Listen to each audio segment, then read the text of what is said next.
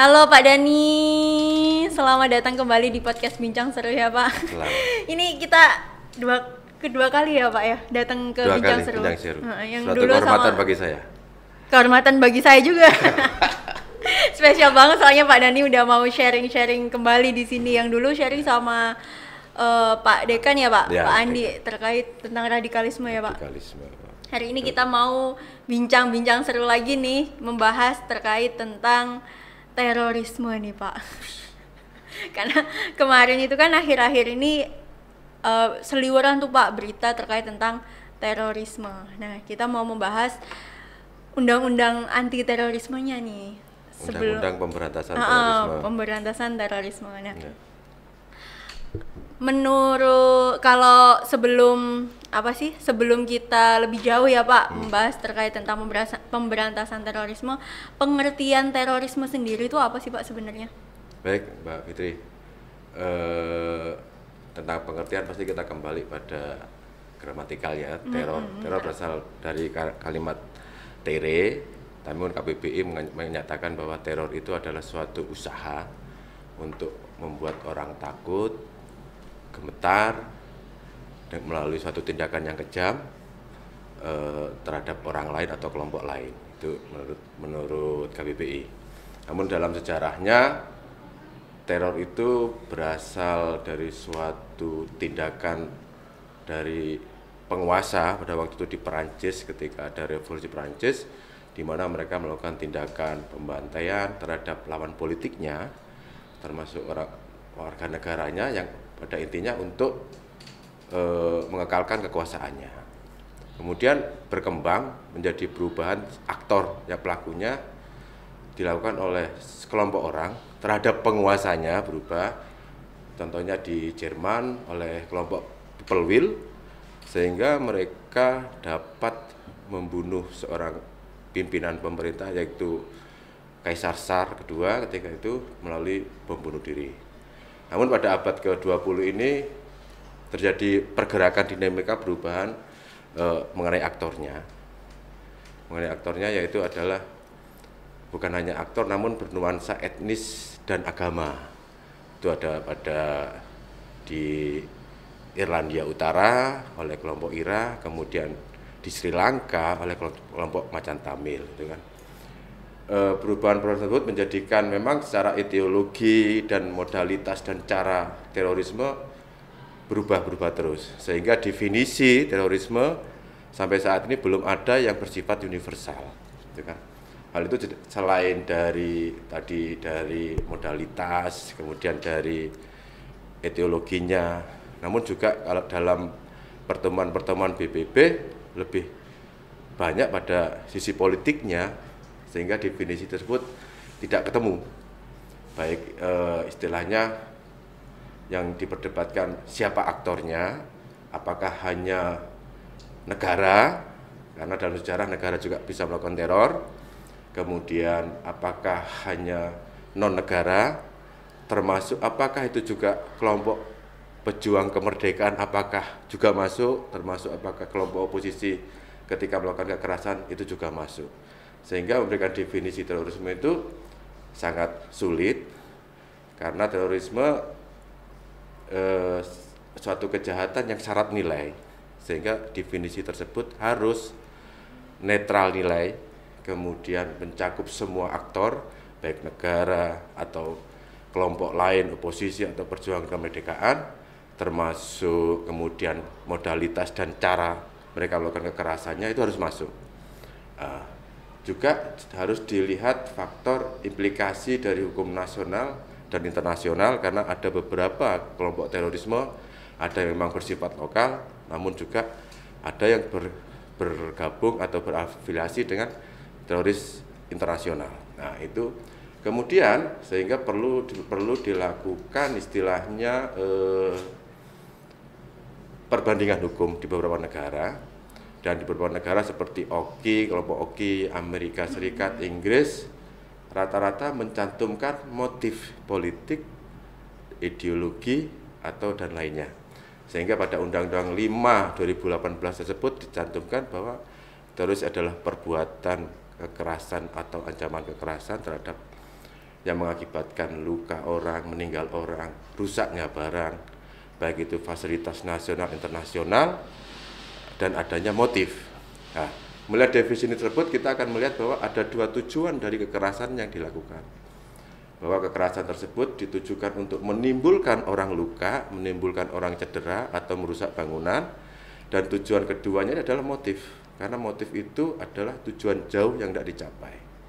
Nah, karena ada dua motif ini, ada dua tujuan ini, maka dapat disimpulkan bahwa teroris tersebut menggunakan hak hidup masyarakat, menggunakan rasa aman masyarakat melalui kekerasan untuk mencapai motifnya. Jadi dapat disebut sebagai kejahatan luar biasa karena hak hidup dan hak aman masyarakat itu digunakan sebagai sarana atau alat untuk mencapai tujuan utamanya. Itu dari apa yang disebut teroris itu, Pak. Mengerikan sekali ya Pak ya, berarti terorisme itu sangat merugikan masyarakat, sangat mengancam kehidupan masyarakat juga. Saya dulu pernah ini Pak, waktu masih kuliah, tahun yang terorisnya sampai ke daerah Kendung, Surabaya, daerah Kendung, Benowo itu loh Pak. Dulu waktu saya masih kuliah itu benar-benar kita itu tidak boleh keluar dari rumah, bahkan di kampus pun kalau yang mau pulang silakan pulang, kalau di kampus ya harus masuk di kelas dan lampunya tuh dimatikan semua gitu. Tahun 2018 ya? Sepertinya ya Pak, tahun 2018 itu kondisinya sangat mencekam. Ya, mencekam waktu bom sekali. Surabaya itu mungkin. Waktu bom Surabaya yang banyak banget itu. Nah, Pak, terkait tentang terorisme itu kan ada KUHP yang baru ya Pak saat ini. Nah, itu ada korelasi nggak sih Pak dengan undang-undang pemberantasan terorisme saat ini?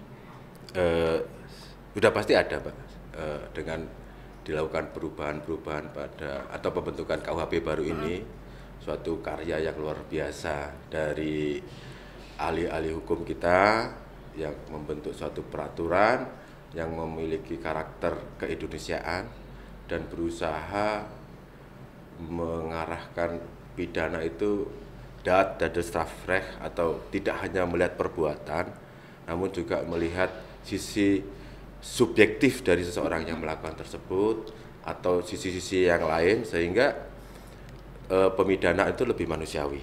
Nah, itu yang dipertimbangkan. Dan juga korelasinya itu dengan undang-undang teror dengan dicabutnya pasal-pasal pokok pada undang-undang terorisme yaitu pasal 6 dan pasal 7 dimasukkan kepada KUHP yaitu pasal 601 dan 602, udah pasti bahwa KUHP itu sebagai induk dari undang-undang teror, prinsip-prinsip umum yang itu berlaku pada undang-undang terorisme selama undang-undang tersebut tidak memuatnya, atau undang-undang teror bisa menyimpangi dari undang-undang terorisme selama itu memang dibutuhkan.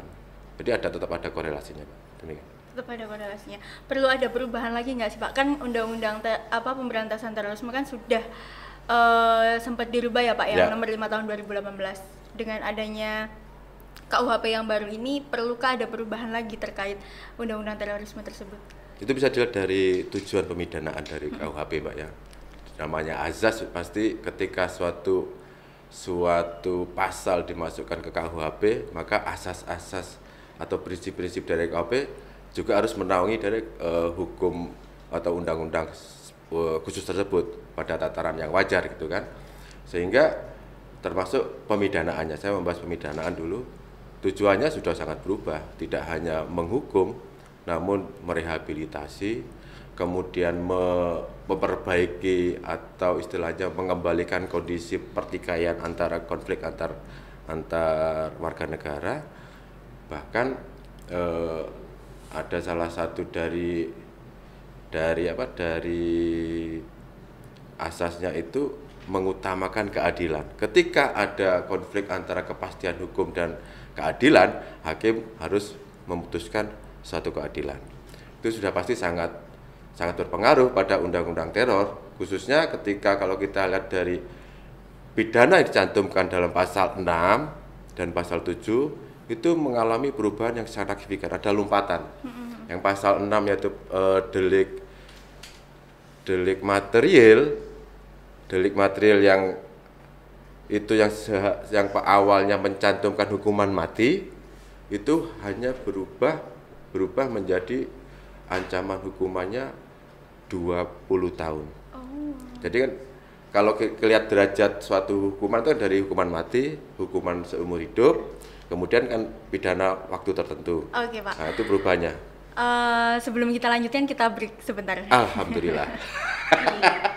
Kita lanjut lagi ya, Pak. Iya, Tadi. Pak. Biar seger, minum dulu tadi. Ya, minum dulu. Jadi kita ulang lagi, Mbak ya. Jadi ketika pasal-pasal pokok atau core-nya itu dimasukkan dalam KUHP, itu terjadi perubahan dalam ancaman pidananya.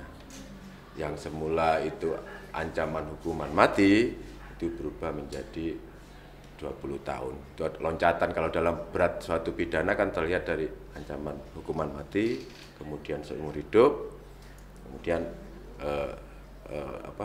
untuk waktu tertentu. Itu perubahannya yang sangat signifikan. Juga adanya masuk pidana alternatif denda walaupun dikumulatifkan pada pasal 602 atau pasal 7 ayat istilahnya yang delik formilnya. Itu juga menjadikan ada kemungkinannya suatu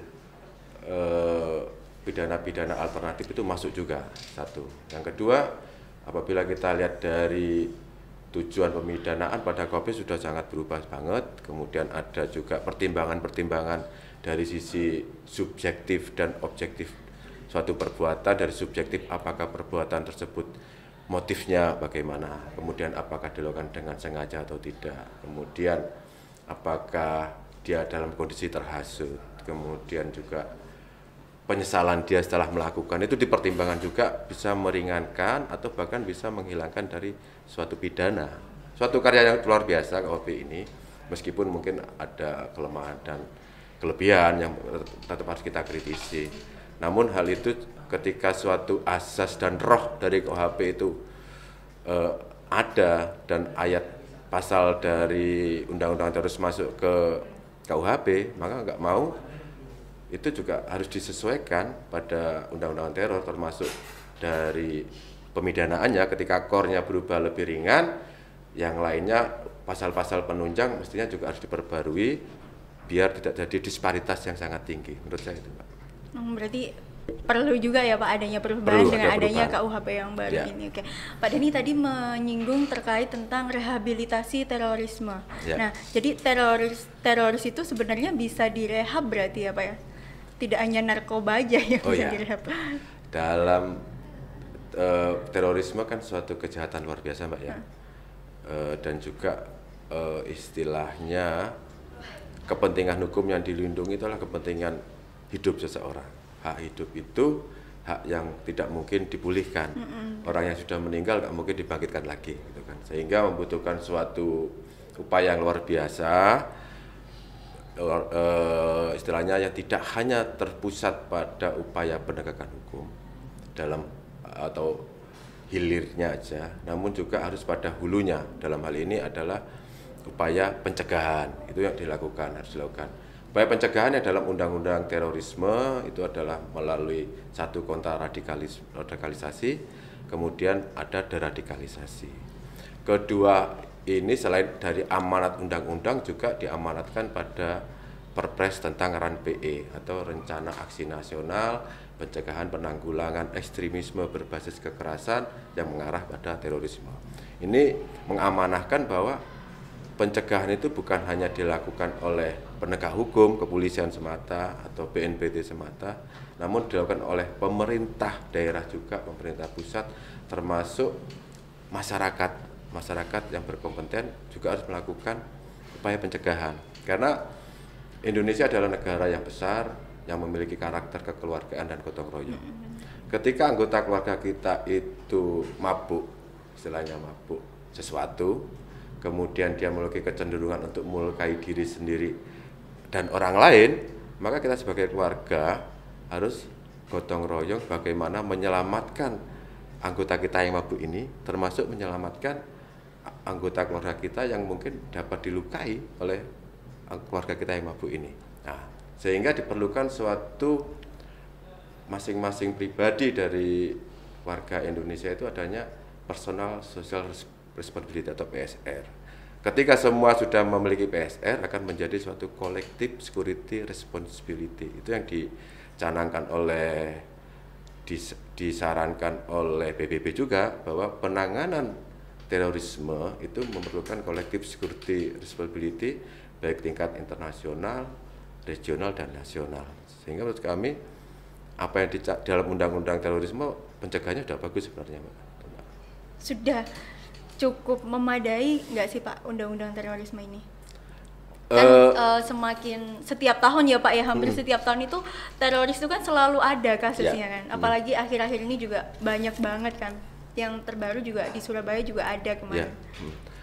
Dinamika kejahatan udah pasti Mbak ya. Kejahatan pasti bergerak. Tidak ada suatu negara yang benar-benar bebas dari kejahatan. Dan juga kejahatan itu pasti, semua kejahatan apapun itu kayak gunung es. Istilahnya yang muncul kecil, tapi yang di bawah itu besar pasti kan. Nah, itu kan. Termasuk dengan adanya, kalau saya mungkin bisa bahas di sini adalah termasuk dengan adanya perubahan dari ada KUHP dan upaya pencegahan tersebut. Di dalam undang-undang teror sebenarnya ada suatu konflik internal dalam, terutama khususnya pada upaya pencegahan pada deradikalisasi. Ada salah satu norma dalam undang-undang teror itu mengamanatkan bahwa deradikalisasi dilakukan pada satu tersangka, kedua terdakwa, ketiga narapidana, keempat adalah mantan narapidana. Nah, yang kelima ini adalah orang yang terpapar paham radikal atau orang yang memiliki potensi untuk melakukan tindak pidana terorisme. Nah, dari kriteria ini yang kelima ini menunjukkan bahwa orang ini tidak sedang dalam proses hukuman atau proses belum ditangkap lah, itu kan. Sehingga di dalamnya mungkin orang ini orang bebas, dan di dalamnya mungkin ada salah satunya adalah anggota organisasi teror. Nah, ketika petugas deradikalisasi melakukan derat pada seseorang atau kelompok, dan ketika dia menemukan itu ada anggota organisasi teror, akan menjadi dilema. Karena di satu sisi ada pasal 12A yang mengharuskan atau mengamanatkan anggota organisasi teror itu dipidana. Namun di satu sisi lain dia harus melakukan derat. Itu dilema kan? Nah, sedangkan deradikalisasi itu dasarnya adalah trust, kepercayaan antara petugas deradikalisasi dan yang dilakukan deradikalisasi. Dan juga adanya dialog dan komunitas yang baik. Ketika adanya dilema tersebut, pasti sedikit banyak akan mempengaruhi proses dari deradikalisasi. Nah, hal itu sehingga menurut saya diperlukan suatu perubahan dalam norma tersebut. Bagaimana norma tersebut tetap berjalan, namun tidak menyalahi suatu aturan. Perubahan tersebut bisa apabila kita kaji pada core-nya yang masuk KUHP kan terjadi perubahan signifikan tentang pidananya. Nah, menurut saya apabila kita bayangkan ya gini, apakah seseorang yang dengan sukarela mengikuti deradikalisasi belum ditangkap ya, dia sukarela, dia anggota teror dengan sukarela mengikuti derat, apakah harus dihukum sama dengan orang yang ditangkap dia gak sukarela mengikuti derat gitu kan? Apakah harus sama hukumannya? Atau apakah bisa dilakukan diperingan? Gitu kan? Kalau dalam kita lihat dari apa yang harus dipertimbangkan dalam pemidanaan, itu masuk bahwa seseorang bagaimana ketika dia salah melakukan tindak pidana dia menyesalinya. Kemudian dalam prinsip-prinsip hukum pun dikenal adanya peniadaan pidana. Peniadaan pidana di mana orang itu apabila ada pidana itu ada proses dia bermufakat, kemudian pada proses bermufakat, kemudian persiapan, kemudian ada percobaan. Di prinsip-prinsip pidana orang-orang ini bisa dihilangkan pidananya ketika dia dengan sukarela sadar menyadari kesalahannya dan kemudian melakukan upaya-upaya pencegahan terjadinya tindak pidana tersebut. Secara norma memang kita lihat bahwa pasal dari anggota teror tersebut berdiri sendiri. Namun dalam cukup besar itu kita lihat posisinya adalah dia sebagai masih pada posisi meeting mind atau mufakat. Nah, itu kan, ya kan dia masih, oh ya, saya sepakat dengan masuk organisasi. Dia belum melakukan persiapan membeli bahan. Nah, sehingga apakah meeting mind aja tetap harus ketika dia sukarela melepaskan diri dari organisasinya dan tanpa ditangkap dia mengikuti program-program darurat, apakah tetap harus dukung? Apakah tidak ada suatu upaya memperingan hukumannya? Itu yang ada. Kita break sebentar lagi ya, Pak. Oke, Pak Dani, kita lanjutkan pembahasannya lagi ya Pak ya. Sampai mana nih Mbak ya? Tadi pembahasannya terkait ini Pak, tadi terakhir, apakah hukumannya sama yang dia ikut di dalam organisasinya aja tapi belum melakukan apa-apa itu loh. Oh ya, jadi ketika seseorang menjadi anggota organisasi teror dan secara sukarela melepaskan diri dari organisasi teror sebelum ditangkap, apakah harus sama hukumannya dengan orang yang ditangkap walaupun pasal yang diterapkan sama gitu kan, pasal 12A gitu kan. Dalam prinsip hukum kan dikenal baik itu dalam masa persiapan, kemudian masa bahkan percobaan juga, masa permufakatan ketika ada seseorang menyadari kesalahannya dan berusaha memperbaiki kesalahannya dan mencegah tindak pidana tersebut, itu pidananya dapat dihilangkan. Namun kita harus paham bahwa terorisme ini adalah suatu kejahatan yang luar biasa yang berawal dari suatu pemahaman bahwa seseorang didoktrin secara terus-menerus dan secara bertahap sehingga dia memiliki pemahaman untuk melakukan teror. Sehingga kalau untuk dibebaskan akan menghilangkan sifat berat dari suatu kejahatan tersebut gitu loh. Menurut saya sih lebih baik ketika seseorang itu memang sadar secara sukarela sebelum ditangkap dia melepaskan diri dari organisasinya, itu diberikan suatu keringanan hukuman, istilahnya bisa mungkin suatu kalau KUHP baru sebut pidana pengawasan, kalau KUHP lama itu pidana percobaan dalam jangka tertentu, sehingga sifat dari kejahatan berat itu masih ada. Satu, yang kedua di situ meletakkan juga kehati-hatian dari negara dalam mensikapi seorang yang dengan sukarela dia menyerahkan diri. Tentunya dengan harus melalui syarat-syarat umum dan syarat khusus. Bagaimana dalam KUHP dinyatakan bahwa syarat umumnya sudah pasti tidak boleh melakukan tindak pidana. Kemudian syarat khususnya karena ini berkaitan dengan suatu pemahaman, maka seseorang itu syarat khususnya harus mengikuti program deradikalisasi. Namun hal ini juga harus ada limitasi siapa yang dikenakan tersebut. Tentunya satu, itu bukan pengulangan tindak pidana. Kemudian yang kedua, dia hanya sebagai anggota saja. Dan ketiga adalah dia tidak pernah terlibat dalam suatu konspirasi atau upaya kekerasan yang mengakibatkan korban, gitu kan. Karena kalau sudah mengakibatkan korban, kita harus menghargai atau menghargai hak-hak korban itu, sehingga tiga itu. Dan ketika dia memang pernah melakukan suatu upaya yang mengakibatkan korban, yang dikenakan adalah pasal yang lain daripada pasal 12A, pasal yang lain, dan upaya kesukarelaannya itu bisa memperingan hukumannya aja. Menurut saya perubahan-perubahan itu bisa menjadikan undang-undang teror lebih mengarah pada dadus tafreh, dan kemudian lebih memanusiakan seseorang yang memang sadar ketika sebelum dilakukan upaya penangkapan. Demikian Mbak Fitri. Jadi kalau bebas tidak mungkin ya Pak ya? Tapi karena kejahatannya kan kejahatan mengenai pemahaman kan, kejahatan berat gitu kan. Salah satu pertimbangan dalam KUHP baru bahwa dengan memperingan hukuman itu sifat berat dari suatu kejahatan itu tidak memberikan dampak. Ketika dibebaskan, sifat berat dari suatu tindak pidana terorisme sudah pasti akan hilang. Kemudian sikap kehati-hatian pemerintah dalam hal ini dalam mengenai pemahaman seseorang itu kan butuh proses.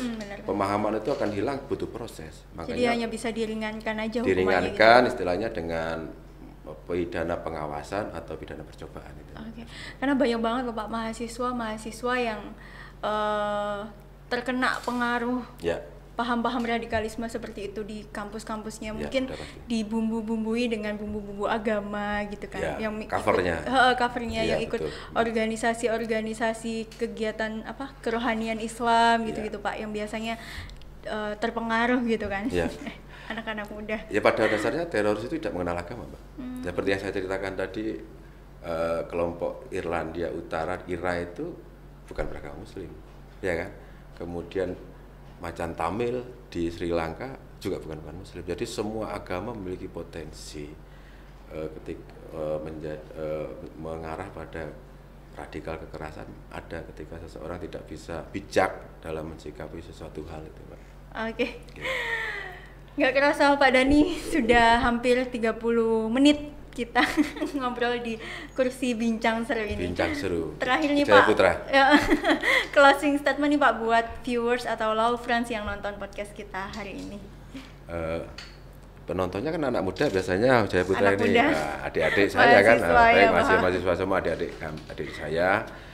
Terorisme adalah suatu kejahatan luar biasa dan sampai saat ini masih ada organisasi teror terus berusaha melakukan perekutan khususnya kepada anak-anak muda, baik itu di universitas negeri atau universitas swasta, sehingga perlu suatu kebijakan dari kita, kehati-hatian kita semua ketika kita melakukan suatu tindakan. Perlu kita juga tidak hanya terpatok pada satu referensi, kita harus juga melihat referensi lain sehingga kita bisa mempertimbangkan dengan bijak langkah apa yang harus kita lakukan. Menurut saya itu, Mbak. Okay. Terima kasih banyak Pak Dhani sudah hadir untuk sharing-sharing di podcast Bincang Seru. Semoga nantinya kita bisa sharing-sharing lagi dengan topik yang lainnya, Pak. Iya, amin. Mungkin nanti kedepannya bisa bergabung tidak di podcast nih Pak, tapi melalui Instagram Live. Amin. Untuk Love Friends nih jangan lupa semakin terkenal saya. Untuk Love Friends nih jangan lupa untuk komen atau like, share juga podcast kita, dan jangan lupa juga follow Instagram kita @FHUWP untuk nonton live kita bareng nanti. Mungkin suatu saat nanti ya Pak ya. Okay. Terima kasih banyak Pak Dhani.